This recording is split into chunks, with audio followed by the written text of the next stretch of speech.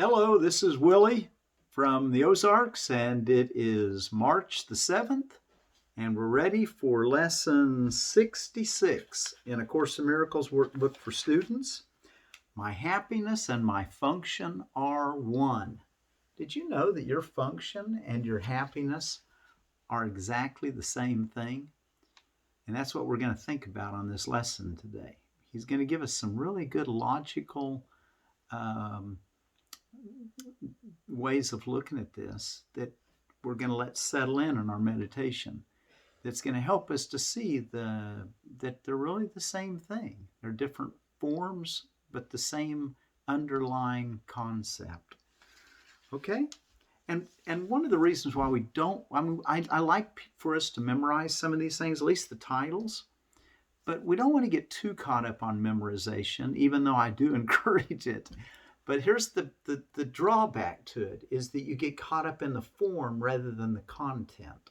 And we don't want to do that, okay? So I wanted to make that a little clearer, that the exact words are really not important if you've got internalized the content of the message. You can put it, matter of fact, he encourages us to think about these ideas from a number of different words, which is the form. But that helps make it more real for us, more usable, more, connecting dots. All right, yesterday was my only function is the one God gave me. There was a lot to do in that lesson. He told us to, after saying the lesson, and then close our eyes and say it again. My only function is one God gave me. And then in the beginning, remember, he said, don't have any specific thoughts about the lesson. Just kind of observe what thoughts come up. And then each time one comes up, dismiss it by reminding yourself that this thought reflects a goal that is preventing me from accepting my own function. Now so then you could say, okay, there's another thought that replaces God's thought. You could say it that way, same content, different words, okay? But I just want to really make sure you got this. Don't get too caught up on the exact words. He told us early on, we don't want to be ritualistic. So we want to look for content, and substance, not just words. All right. Once you've done that, he said, then go a minute or two longer after the thoughts that keep coming to your mind kind of dismiss, and there's not so many. Go a little longer until it's more quiet and where you feel like you're at peace and where there's not as much static and, thoughts that are in conflict with my only function is the one God gave me. Yes. And then he says, then in our meditation yesterday, in our 10 to 15 minute one, on this clean slate, let my true function be written for me. I had a real big revelation, and I'm not going to go into the definition or telling you about the revelation. It can be somewhat difficult anyway. He says at one point in the course that revelation cannot be meaningfully translated. So that was there at the beginning in the 50 Principles. But anyway, what I wanted to say is that when I didn't get a chance today, or when I was doing my meditation, I took my time of looking at my associated thoughts and letting them settle and dismissing each one by saying, these thoughts are preventing me from accepting my only function. And then I got to a place where I was just kind of just calm and not seeing anything, just being at peace in my meditation. And all of a sudden, a really good revelation, an excitement came to me, and I could tell immediately that this was different than all the static thoughts that I'd been dismissing. This was one that was actually a true thought, and it came before I actually said, on this clean slate, let my true function be written for me. And when it came, I thought, now I was getting ready to dismiss it like all the other thoughts, but there was something about it that gave me a lot of happiness. And I said, well, what is this? What is this? And I realized, oh my gosh, before I even got to the part in the meditation that the master told me to do, to say on this clean slate, my slate was clean enough that the truth flowed right on in for me and inspired me. All right, just a little encouragement. And then the other thing we were supposed to be doing yesterday, every hour he wanted us to say, my only function is the one God gave me. I want no other, and I have no other. Sometimes with our eyes open, and sometimes with them closed. All right, well, we hope that you did those well for today. Before we get into our my happiness and my function are one, God has given me only happiness. He has given my function to me. Therefore, my function must be happiness. That's a nice piece of logic right there. Before we get into looking at those, I did want to show you what I found at the garden supply. And it was some roses that they've obviously had growing in a greenhouse, and to the point where they bloomed. I thought, and it's time to plant roses. Of course, if you planted them right now and we had a hard freeze, you'd probably have it some dieback, and but you're still going to, all this hard woody part would still be fine. Your buds you'd probably lose. So I thought, why not have some nice pretty flowers in the house? And so we've got the flowers in here, and this particular one is a knockout rose, which produce buds sparingly. So if you're growing roses for buds for food, and remember how Hippocrates said, "Let thy food be thy medicine, and medicine be thy food." So we want to start looking at foods and things that we can grow as helpful for us, and there's things that, a matter of fact, in the Anastasia series, she talks about putting seeds in your mouth and soaking them for a few minutes before you actually plant them, so they get your saliva, and that way they get your imprint of your genetics, and then they know what to do when they start growing to produce what your body needs. Isn't that amazing? And a beautiful way to think about it. I can't say for sure that that's all the way that it works, but you know what? I sure love the idea, and I bet it is. At some level, the more subtle we get, the more we're going to start seeing things. Anyway, let's see.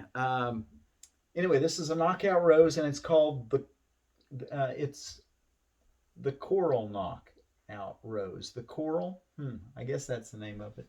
The coral knockout rose. So the coral. All right, let's take a look at, and this one, unfortunately, I'm not smelling a lot on it. I probably would have got it. Normally, like I told you the other day, I like to buy a rose based on its smell, fragrance, as well as its colors. But anyway, it's here in the middle of winter, and I thought, well, let's go ahead and get us a rose. It's coming close. We're in March now, and it was a nice day today. I was out working in my garden. Okay. My happiness and my function are one. Then we'll go through this, and I want you to, and we're not going to talk a lot about it because it's kind of a long lesson. And I just want to just mention, though, that the one thing I do want you to really be thinking about is the connection between happiness and your function. And that's what this whole lesson, he wants us to focus on. All right? My happiness and my function are one. You have surely noticed an emphasis throughout our recent lessons on the connection between fulfilling your function and achieving happiness. This is because you do not really see the connection. Yet there is more than just a connection between them. They are the same. Their forms are different, but their content is completely one. 2. The ego does constant battle with the Holy Spirit on the fundamental question of what your function is. So does it do constant battle with the Holy Spirit about what your happiness is. It is not a two-way battle. The ego attacks and the Holy Spirit does not respond. I like that. How does what your function... Oh, he knows what your function is. So he does. The ego attacks and the Holy Spirit doesn't respond. He knows what your function is. He knows that it is your happiness. So he doesn't respond to an illusion, which is the ego. All right, I think we can learn something from that statement. Sometimes things it's better just to let be and don't respond to the ego, whether it's in yourself or in someone else. Sometimes to make peace with others, it seems like it's important to respond at least in some way. But at least let them know that you've acknowledged that they've spoken. That may be all that's necessary, rather than trying to go into the details of whether what an ego said is true or an illusion. Just avoid that kind of controversy. And the Holy Spirit avoids, of course, what Jesus says. I just love the Master's intelligence and what he's sharing with us. To paragraph 3. Is that what we're ready for? Yes. Today we will try to go past this wholly meaningless battle and arrive at the truth about your function. We will not engage in ceaseless arguments about what it is. We will not become hopelessly involved in defining happiness and determining the means for achieving it. We will not indulge the ego by listening to its attacks on truth. We will merely be glad that we can find out what truth is. No response, just know we're going to find out. Love it. Paragraph 4. Our longer practice period today has as its purpose your acceptance of the fact that not only is there a very real connection between the function God gave you and your happiness, but they are actually identical. God gives you only happiness. Therefore, the function he gave you must be happiness, even if it appears to be different. Today's exercises are an attempt to go beyond these differences in appearances and recognize a common content where it exists in truth. Paragraph 5. Begin the 10 to 15 minute practice period by reviewing these thoughts. God gives me only happiness. He has given my function to me. Therefore, my function must be happiness. There he connects them right there. And a nice way to connect them logically. God gives me only happiness. He has given my function to me. Therefore, my function must be happiness. A, B, C. Anyway, there's a formula. What is it? Someone might have to help me on that. If A is true and B is true, therefore C must be true. That's the logic. Paragraph 7. Try to see the logic in this sequence, even if you do not yet accept the conclusion. It is only if the first two thoughts are wrong that the conclusion could be false. Let us then think about the premises for a while as we are practicing, okay? The first two thoughts or premises, what are they? The first premise is that God gives you only happiness. This is paragraph 8. This could be false, of course. In all honesty, it could be false, he says, of course. But in order to be false, it is necessary to define God as something he is not. Love is how you define God. Love cannot give evil, and what is not happiness is evil. God cannot give what he does not have. He cannot have what he is not. Unless God gives you only happiness, he must be evil. And it is this definition of him which you are believing if you do not accept the first premise. Wow, he can tell us what we're believing even if we don't know we're believing it, just based on what we believe about something else. Wow. Just the intelligence of this. I hope you guys are tracking with this and really trying to go deeper. He's only given us, this is the words. Wait till you get down to the place where you can't put it into words. Revelation that can't be meaningfully translated. Okay, paragraph 9. The second premise, he has given my function to me. The second premise is that God has given you your function. We have seen that there are only two parts of your mind. One is ruled by the ego and is made up of illusions. The other is the home of the Holy Spirit where truth abides. There are no other guides but these to choose between, and no other outcomes possible as a result of your choice. but the fear which the ego always engenders, and the love which the Holy Spirit always offers to replace it. Wow. Okay. He has given my function to me. You get the choice between the Holy Spirit and... Let's read that one more time. I know I said I wouldn't talk about this, but I want to make sure you get this. The second premise is that God has given you your function. We have seen that there are only two parts of your mind. One is ruled by the ego and is made up of illusions. The other is the home of the Holy Spirit where truth abides. There are no other guides but these to choose between, and no other outcomes possible as a result of your choice. But the fear which the ego always engenders, and the love which the Holy Spirit always offers to replace it.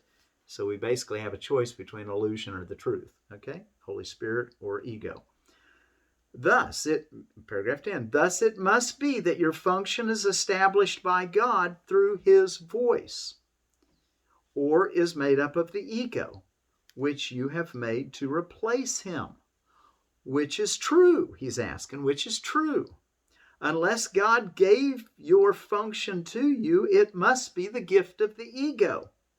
Does the ego really have gifts to give, being itself an illusion and offering only the illusion of gifts? Well, look at the logic in that sequence. Contemplate that in your meditation. As a matter of fact, in the next paragraph, he says, 11, think about this during the longer practice periods today. Think also about the many forms which the illusion of your function has taken in your mind, and the many ways in which you tried to find salvation under the ego's guidance. Did you find it? Were you happy? Did they bring you peace? He's going to tell us that we have to be very honest. In paragraph 12, we need great honesty today, answering the questions he just asked us in paragraph 11. And the rest of the day. There's reading. We need great honesty today. Remember the outcomes fairly and consider also whether it was ever reasonable to expect happiness from anything the ego ever proposed. Yet the ego is the only alternative to the Holy Spirit's voice. You will listen to madness or hear the truth. Try to make this choice as you think about the premises on which our conclusion rests. We can share in this conclusion, but in no other, for God himself shares it with us. Paragraph 13. Today's idea is another giant stride in the perception of the same as the same and the different as different. On one side stand all illusion. All truth stands on the other. Let us try today to realize that only the truth is true. Try to realize today that only the truth is true. 14. In the shorter practice periods, which would be most helpful today if undertaken twice an hour, this form of the application is suggested. My happiness and my function are one, because God has given me both. My happiness and my function are one because God has given me both. It will not take more than a minute, and probably less, to repeat these words slowly and think about them a little while. It will not take more than a minute, and probably less, to repeat these words slowly and think about them a little while. You say them. Oh, a little. I'm